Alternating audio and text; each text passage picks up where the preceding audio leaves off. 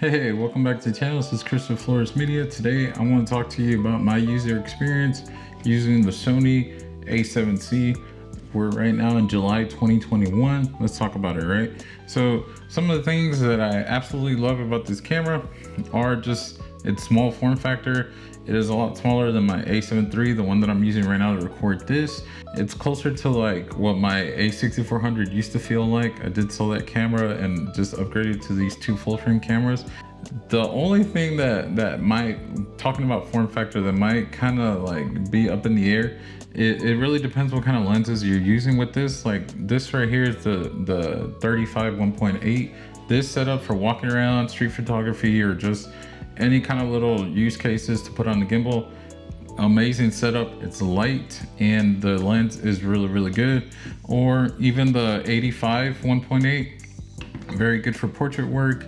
I love that setup. But when you put the my Sigma 24-70 2.8, the one that I'm using to record this right now, on this camera, it's really awkward. It's really front heavy, obviously, and if it just doesn't feel as comfortable in the hand. But apart from that, I like the small form factor, and when you're using smaller lenses like these two that I mentioned, I think it's really good in handling. All right. Another thing that I love about this camera, I do like the flip screen on this. I'm not on team flip screen or team tilt screen. I like them both for different reasons. When I'm doing straight up like photo or portrait work, I do like the user experience more on the A7 III, just because I like looking at the camera, or I like tilting the thing up really quick, things like that. Where I don't really like it so much is when I'm doing portrait work like this and I'm trying to do a low angle shot. It gets very tricky to get that shot. You have to get down in there. Or personally, I don't like the eyepiece being in the middle of the camera. I do like this one being rangefinder style, because then my nose is free and I'm good. I'm not gonna mess something up on the screen, right? Some of the things that I really don't like about the camera, I don't like this back thumb rest. It's very slippery. It just doesn't feel like there's really anything to hold on to. With this lens, you're still fine. With the big lens, kind of not very comfortable. So I don't like the big thumb, or I don't like this smaller thumb grip that's here in the back. This front grip, I think it's okay. It's not as comfortable as my A7 III, but I think it's fine. It's definitely better than what I was used to on the A6400. So I'm not a big complainer on that. I do miss the two custom buttons up here, or at least they could have given us another custom button right here. But other than that, I've mapped out the camera to work the way I want it to work. I can't put the ISO on this wheel like how I have it on the A7 III, because usually when I want to set my exposure, I'll hit the display till I see my histogram, and then my ISO, I just rotate this wheel, and then I could see the histogram and the ISO at the same time.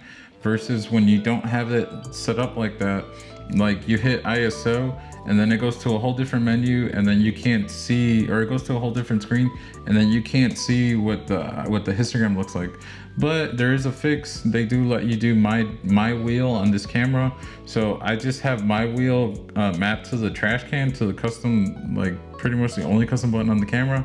I hit that, then my ISO works on the control wheel, and I could look at the ISO, I could work the ISO and look at the histogram at the same time. All right, but I do miss that top button. This button up here, I have it mapped to APS-C mode, because I just used the record with the shutter right here. So that's something that, another workaround that I found. All right, something else that I really don't like about the camera, for some it might be like a total deal breaker. For me, it was just kind of, and I've come to accept it, the lack of dual card slots. I don't love dual card slots because I feel like I need redundancy. I love it for convenience. I have it set up on my A7 III. I have it set up for one camera, or one card slot is gonna be for just straight up photos, the other one for straight up video. All right, but if I ever did need redundancy, I got the flexibility to do that. On this camera, you don't. Everything is gonna be right here. Thankfully, it is a UHS 2 card, so I mean, you can do rapid burst on this camera, and it'll keep up. The buffer's really good on this camera as well. But I do wish they would have given us dual card slots, and it looks like it could have fit in there if they really wanted to give it to us.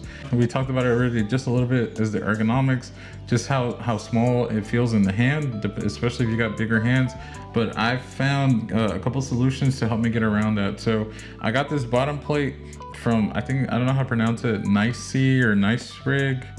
Nice Y rig, I don't know how to pronounce it. It comes with this side piece right here, but I just took that off because I don't need that. I really just wanted the plate, and it's there just literally just for the pinky. And I also got this thumb grip up here at the top. I think it's great. I love it. It's not in the way of the control wheel right here, the aperture wheel. So I love it. With these two accessories, yes, it feels so much more comfortable than just the bare camera. And I didn't want to buy a cage. I don't want to add that extra weight to the setup. This little bottom plate does not add that much weight. And if I ever want to like mount it like this on a tripod, I just reattach that piece, but I took it off. And the thumb wheel, I don't think I'm ever gonna get rid of it on this camera just because it feels so much better in the hand, right? Some of the things I do like about the camera, obviously I do like the flip screen. I love it, especially for YouTube stuff. Like right now that I'm using the A7 III to record this video, I'm kind of a little insecure. I trust the camera, I know it's doing good, but you know, I'd rather be able to see myself, right? So I do love the flip screen. I love the small form factor. I love the updated autofocusing system. I recently shot a cotillion with this camera, and I really was pushing this camera with the autofocus, and I love that at some point I just became so like trusting of the autofocus on this camera that I would literally just put the autofocus in center, point, half press, and then I knew it wasn't gonna let go of my subject. It would just lock on, and then I would recompose my shot and then took the picture. Like, that was amazing. I didn't have to worry about joystick. We don't have a joystick on this camera. I love the joystick. I've gotten used to it, but with that autofocusing system, you kind of don't necessarily need it if you're shooting like the way I just described it, or they do let you press down on this button and then this becomes like a joystick, but not like as easy to move. You kind of only have like a up, down, left and right functionality, but it still moves your focusing point. But like I said, the autofocusing on this camera, I literally just kept it in center, locked onto my subject, IAF, recomposed my shot, and like it was good to go, right? I do miss the control wheel right here because I do like having aperture, or I like having the shutter and aperture right here, but what can you do, right? You gotta map it. But other than that, I don't have a lot of complaints. I do like these doors. I like the doors, they're really good. Some people like to complain about the doors on the A7 III. I think those are perfectly fine doors as well. These are just a little bit better just because, I mean, they're not flapping around or whatever, but I don't care about the doors that much. Yeah, I like the look of the camera. I went with the gray, the silver and black combo. And yeah, so who do I think this camera is for? I think for hybrid shooters, this is a really, really good camera. It does photo, it does video very, very well. If you're just a straight up photographer, you might get more comfortable using the A7 III just because of the bigger, the better viewfinder, the more customization with the buttons, and just the ergonomics, the way it actually feels in your hand versus this one. That you might like that over this camera.